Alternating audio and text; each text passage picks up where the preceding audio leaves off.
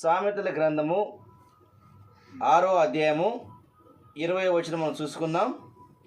నా కుమారుడా, నీ తండ్రి ఆజ్ఞను గైకొనుము, నీ తల్లి ఉపదేశమును త్రోసివేయకము, వాటిని ఎల్లప్పుడూ నీ హృదయమునందు ధరించుకొనుము, నీ మెడ చుట్టూ వాటిని కట్టుకొనుము.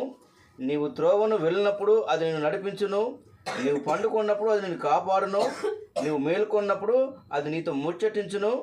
ఆజ్ఞ దీపముగాను ఉపదేశముగాను వెలుగుగాను ఉండును. హల్లెలూయా. ఇక్కడ దేవుని లేఖనం చాలా స్పష్టంగా తెలియస్తున్నది. ఏంటంటే కుమారులైన వారికి, కుమార్తెలైన వారికి మొదటి గురువు, మొదటి దైవం ఎవరంటే తల్లి తండ్రి. మొదటి గురువు, మొదటి దైవం ఎవరైనా ఉన్నారంటే ఈ లోకంలో, ప్రపంచంలో పిల్లలైన వారికి తల్లిదండ్రులే.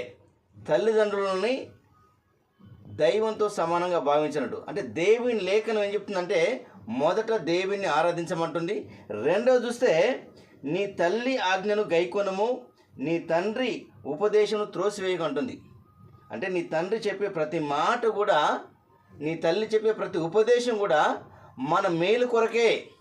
ఈనాడు సమాజంలో చాలామంది కూడా కొంతమంది తల్లిదండ్రులు రేత్రనక, పగలనక, ఎండనక, వాననక ఎంతో కష్టపడుతుంటారు. వాళ్ళు తినక ఎవరి కోసం? బిడ్డల కోసం. అంటే తండ్రి అయిన దేవుడు ఈ లోకంలో దేవుని తర్వాత ఆ యొక్క బాధ్యతను, ఆ యొక్క సంరక్షణను, ఆ యొక్క పోషణను ఎవరికి ఇచ్చారంటే ఈ లోకంలో తల్లిదండ్రులకే. ఆ బాధ్యత తల్లిదండ్రులకి ఇచ్చింది. కాబట్టి ప్రతి ఒక్కరు సత్యాన్ని తెలుసుకోవాలి. చాలామంది కూడా కొన్నిసార్లు తల్లిదండ్రులు ఒక మాట అంటే ఎంతో నొచ్చుకునే వాళ్ళు ఉన్నారు, ఎంతో బాధపడే వాళ్ళు ఉన్నారు. ప్రపంచంలో చెడ్డ కుమారులు, చెడ్డ కుమార్తెలు ఉండొచ్చు, కానీ చెడ్డ తల్లిదండ్రులు అయితే ఉండరు.